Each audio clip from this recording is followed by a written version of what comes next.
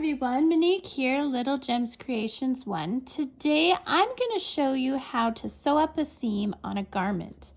Now you need to turn your garment inside out.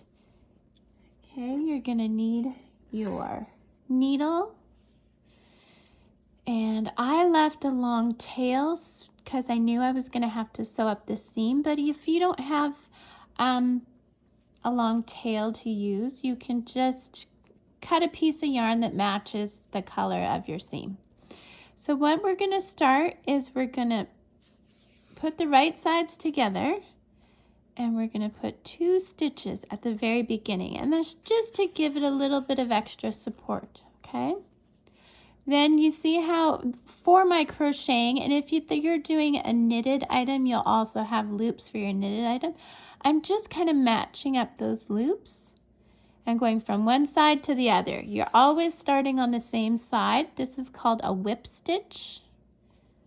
And we're just going to do this all the way to the end. Try not to sew your hair into your garment.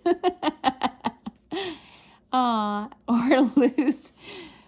lose your yarn off your needle. Okay, the struggle is real. It happens to all of us. And I leave my mistakes in my videos so that you can learn from them. So make your tail longer. Okay, so together, matching up the stitches from one side to the other, and we're doing this all the way down. And then once we get to the other side, I'm going to show you how I knot my yarn and how I finish.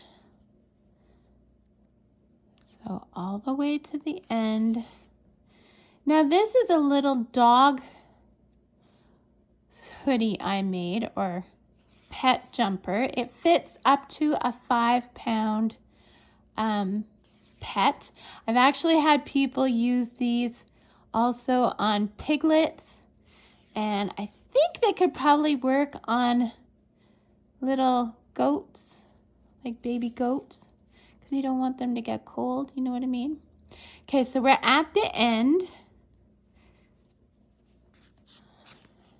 Okay, so now what I'm going to do is I'm going to do another loop.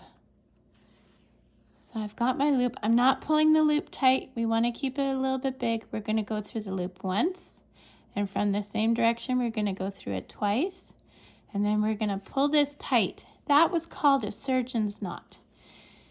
And that is how we do up the seam. Now I'm going to leave this here because I'm going to attach a tassel, which I'll put a link in the description, not only for the tutorial to make a similar sweater to this, but also how to make a tassel and how to hide your yarn ends.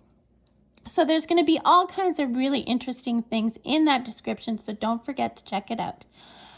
So we've done our knot, and I'm just going to leave this here to attach my tassel. But if you were done, you never cut where you knot. So let's say you're not adding a pom-pom or a tassel or whatever. You would do a couple more stitches and then cut. You never cut where you knot. So I hope this was helpful. Thanks for coming along on my journey of finishing up my garments. Have a great day, and I'll see you next time. Bye now.